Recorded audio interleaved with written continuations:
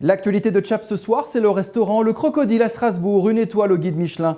Le Croco de Cédric Moulot a obtenu un grade exceptionnel. Il a été désigné par les utilisateurs du site TripAdvisor comme étant le meilleur restaurant gastronomique au monde. Une très belle reconnaissance pour le chef du Croco, Franck Pelu. L'homme est arrivé en mai 2017 à Strasbourg. C'était l'ancien candidat de Top Chef. Chap était là. C'était l'une des premières caméras qu'il acceptait de recevoir dans ses nouvelles cuisines. On a parlé de lui et de sa femme, Sarah, en cuisine. Je vous propose de redécouvrir ce reportage.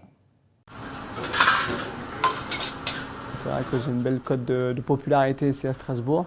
Et en plus, on a repris le Crocodile qui est la maison mythique de la ville. Donc forcément, quand je suis dans la rue, on est un petit peu dérangé, mais c'est toujours bienveillant et pour nous dire des jolis mots d'encouragement et ouais, de bienvenue, donc c'est super.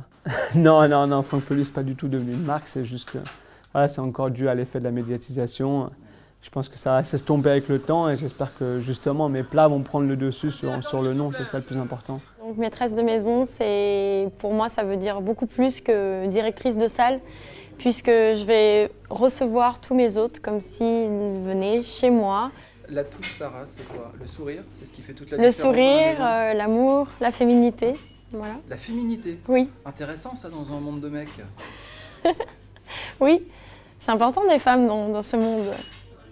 Petite pointe de féminité, je pense que ça égaye des journées. Voilà, des sourires, de la douceur, des pas de danse. Voilà, c'est un ballet. Pour moi, le service, c'est un ballet.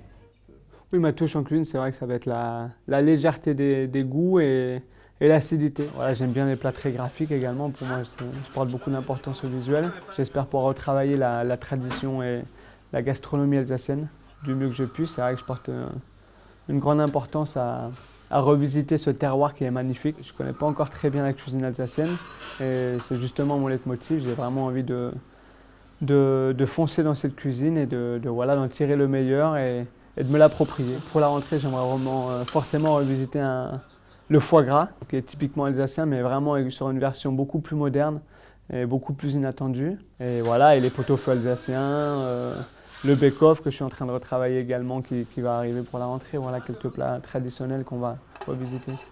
Il y a Sarah en salle. C'est qui le chef de vous deux? On s'apporte l'un à l'autre et on travaille vraiment en binôme. Il n'y en a pas un qui prend le devant sur l'autre. Voilà, on sait quand il faut s'effacer, on sait quand il faut s'aider. On travaille en équipe finalement. J'ai posé la question avant à Franck. C'est qui le chef entre vous deux? C'est obligatoire cette question et je suis sûre qu'il a dit que c'était moi. Je pense que c'est tous les deux.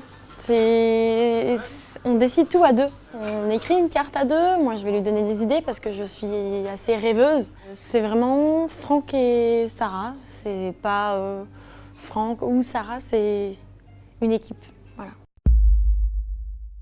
Allez, suivez-moi, on va se casser la figure sur la patinoire de Noël de la place Kléber de Strasbourg.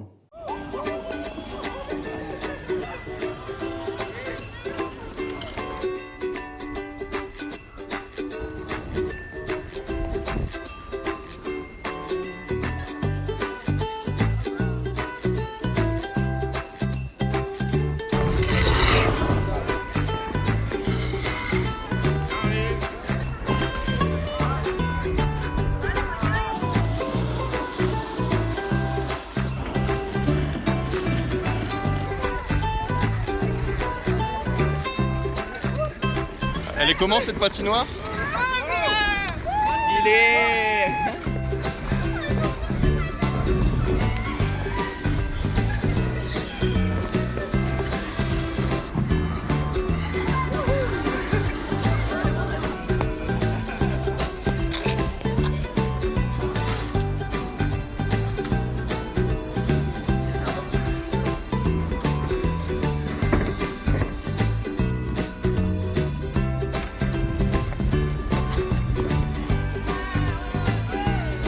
Merci, téléchargez Chap, c'est gratuit sur iOS et Android. On se retrouve la semaine prochaine. Salut!